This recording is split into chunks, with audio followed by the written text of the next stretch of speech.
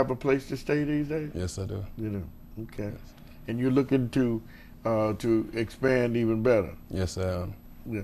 I mean, if you want to say anything else as we begin to wind? Like you said, I'm looking to expand. I'm going to start the process of trying to open my own lead and asbestos abatement company. So, So you're thinking like that? yes, I'm trying to go Do you up. have any other brothers that's thinking like you? Yes, I do. I have a brother, Ronaldo Jones. He's, Ronaldo Jones, that name sounds familiar. How long he been out? wow, I'm not sure. Okay, maybe I better take a break. It could be my cousin. You know what I mean? You never know. So, Leonard, but I have to tell you, man, I am thoroughly impressed. Now, if people want to come over and speak to your group, or if they have some opportunities, what can the public do? What can business people do to aid you in your program and what you do? Well, just like you said, right now we're in the process. We've got one group that came through the program who already has incorporated and out bidding jobs right now. And we're getting ready to get this group online because we're looking in terms of entrepreneurship, because we realize that in a lot of cases we're just not going to get it in terms of going to folks asking them to be, kind and considerate. So we're looking more along the lines of entrepreneurship.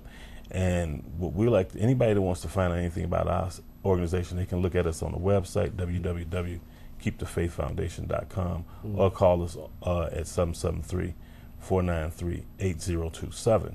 But we're talking about You're really a non-for-profit or you're for we're a non-for-profit. Well, let me ask you, since you're a non-for-profit, maybe you should ask the philanthropic community to help support you financially. I mean, I think that would be the appropriate thing because you need monies as well, don't you? Absolutely. We're looking at the business community as well as the church communities. We want to sit with these ministers and say if they have projects that's got to be done at their churches, we're willing to bring out. We're going to come to the table with the same skill set that everybody else comes. We're going to come to the table with the insurance and all of that. We're not asking you to, hire substandard people with no insurance. We're coming to the table with all of that. But in addition to that, we're asking them to come and meet us there as well.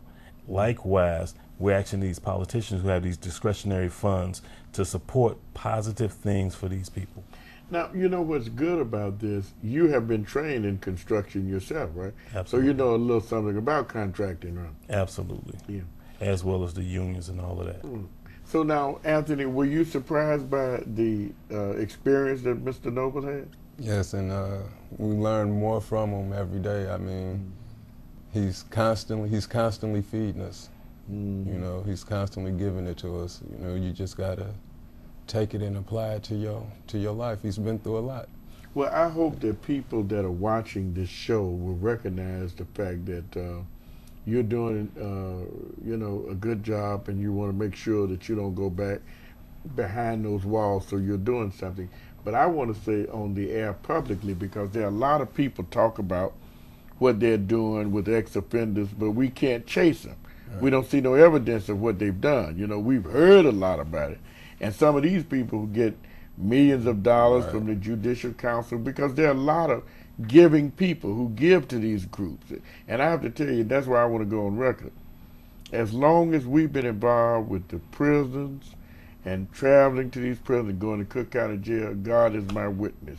Not $1, because we never even asked for $1, but we've gone when we rent a car or a van to go down to these penitentiaries, take our gas, we take our cameras and do these things. We're trying to give the community an insight, that these brothers and sisters are coming back to the community. What are you going to do to help them? Right. That's why when Dorothy Brown talked about the expungement is good, but it's limited. I've gotten Jorge Montez on from the Prison Review Board that to develop what they call a good conduct. So those of you that have been incarcerated, that they showed you were in good standing. You did things, because when you come out, after you've done your time, then you still penalized. That's not going to help you. Right. I mean, someone always looking at your record, they don't give a chance to see that you were a model prisoner. We don't know that. So like you say, everybody's entitled to a mistake, but we judge you, from now on, we're saying you can never change. Right. And that's wrong. So I just want to be on board of saying that congratulations. I'm thankful that you're doing what you're doing. Okay? Thank you. All right. Now, Leonard, we're winding down now. And of course, we're going to have you back again. Perhaps we can come over to the school and interview some other people. But give us, a closing remark. What do you want the public to know? What do you think they should be doing as it relates to this program? Well, I think you spelled out a lot of it right there. And one of the things I want to also bring up is the fact that you just talked about how they constantly are being judged. And now they're being judged even to the grave, because there's new state legislation that just went into effect where if you are a victim of a crime, whereas before if the family couldn't afford to pay for that services, then the Attorney General's office would take care of it.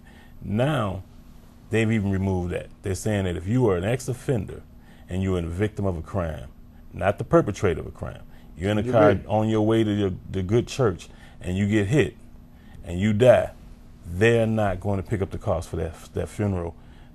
Spencer Is that what Spencer Lee's press conference was about? Press conference about that, yes. So it didn't went beyond the grave now, up to the grave. If you were an ex-offender? If you were an ex-offender. I'm going to have to call Spencer. We're going to have to talk about that. I heard him on the radio, and I did get a press release that he was going to have a press conference, but I couldn't make it there. But I'd like to know more about that. We'll bring him on the show to press that. Any other legislation that has been detrimental to Anthony and some of his friends? Well, there's a lot of it, but the thing is now at this point, hopefully they can rally themselves and start to take a good look at we've got a lot of guys that we've already put in the unions. So now when these union elections come up, we have people that's going to have a voice in that process. And we've got guys who now have documented proof that they've paid back into the tax rolls, and now they should now leverage that and start looking at this political process a little bit closer and see perhaps there's some things that they need to do to have people of like consciousness support them so they can move forward, opposed to just this lip service. What drives you, Leonard? The truth. The truth.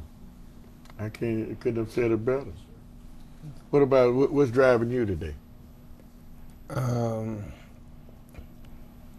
Hard work, wanting to be free, stay out here for my family.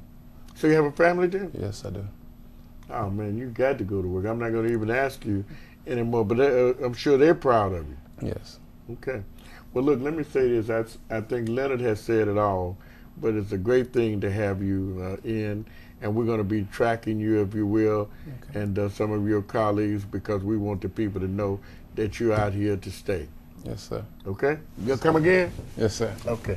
Brothers and sisters, of course, we want to thank Anthony, and we want to thank our dear brother Leonard Noble.